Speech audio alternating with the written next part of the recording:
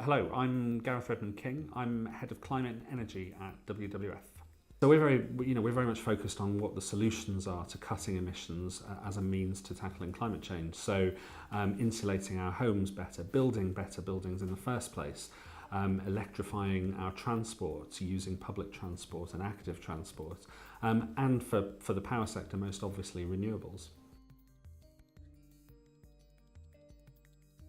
Hard to say given the kind of wide range of effects that carbon emissions cause in terms of climate change, but I think when you kind of look at it in the round in terms of all the things that can go wrong and the associated industries and the damage they do, I think I'd probably have to say the oceans. The impact on the oceans is probably the biggest effect. The warming alone, but also the acidification, the waste from various industries, the risk to marine life from drilling when there are leaks, and I think just all sorts of aspects of fossil fuels, how we get them and how we use them. I think oceans must kind of bear the biggest burden.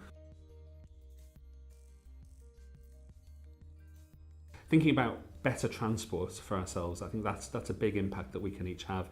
And then I think it's about our homes. It's about switching our energy provider so that we're signing up to green tariffs and encouraging renewable electricity. And then it's about using less energy in the homes as well. So insulating, decent quality double glazing, low energy light bulbs, low energy appliances, and just thinking about the times of day and how we use energy, just engaging with the energy we use, using less of it. That means reduced carbon emissions. Each individual taking action adds up to a lot. One of the ways that people can have an impact and add to that, I think, is using their voice. It's speaking out and saying we care about climate change, we care about the environment, we care about our nature and wildlife, because politicians will take action to do things that people care about.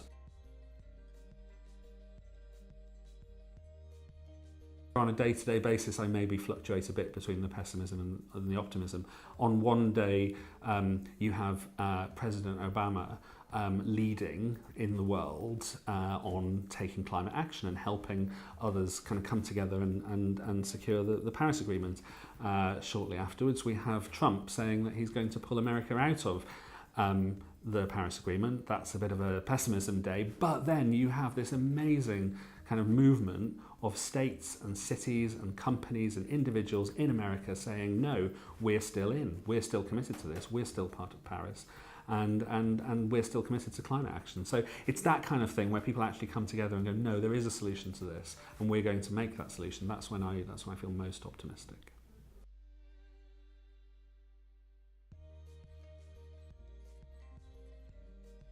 I think one of the biggest game changers really in terms of tackling climate change over the last few years has been renewables and the growth in renewables.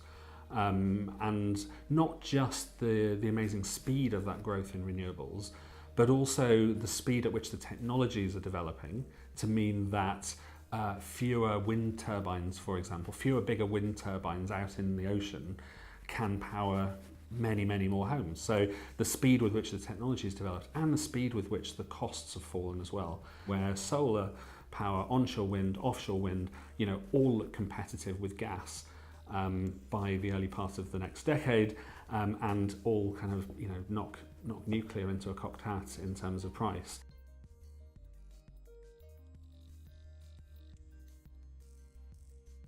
They generate electricity or heat without generating carbon emissions is the most obvious, so tackling climate change. But I think as well for somewhere like the UK, more increasing renewables means homegrown energy.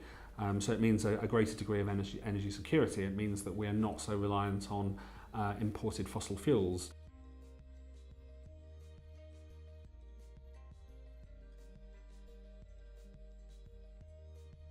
I think it's when there are kind of game-changing moments. It's when there's a sort of paradigm shift.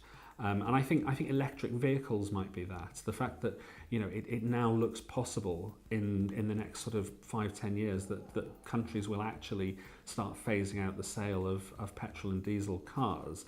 I think it might feel rather like that moment where one day we had we had these little mobile phones with tiny little screens and buttons on them, and the next day we had these tiny little computers that could do everything.